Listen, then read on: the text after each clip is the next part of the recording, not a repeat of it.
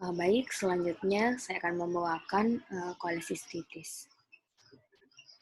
Kolesistitis akut itu sendiri dengan pengertiannya adalah reaksi inflamasi akut dinding kandung empedu yang disertai dengan keluhan nyeri perut kanan atas, nyeri tekan, dan demam.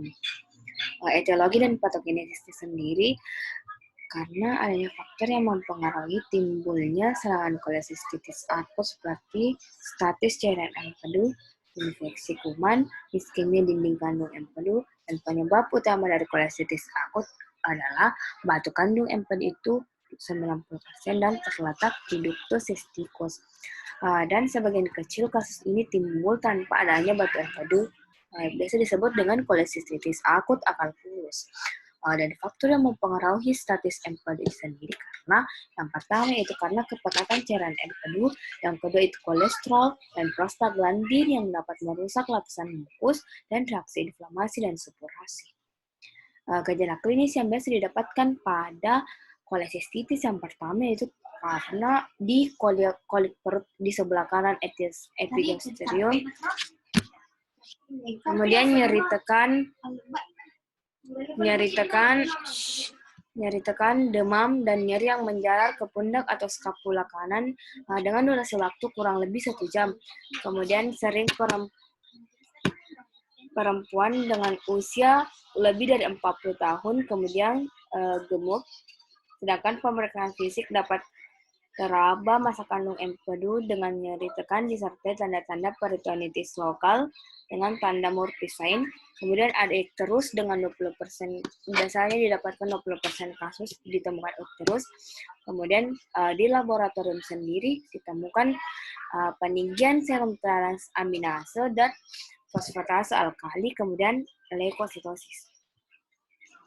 Pemeriksaan penunjang yang dapat dilakukan untuk menegakkan diagnosis kolesistitis yang pertama yaitu dengan USG abdomen, kemudian scintigraphy saluran cairan empedu, dan CT scan abdomen.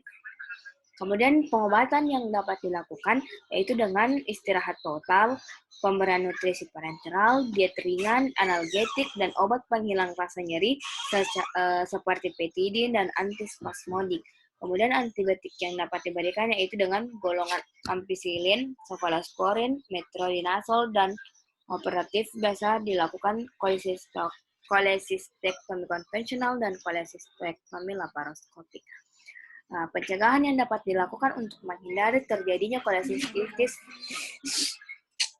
yang pertama yaitu menghindari peningkatan jumlah lipid, sebum, dan perubahan isi sebum dengan diet rendah lemak dan karbohidrat, kemudian rajin membersihkan dan menghindari faktor pemicu seperti hidup teratur, istirahat cukup, olahraga, dan menghindari yang pedas, dan dilarang merokok, dan hindari polusi debu.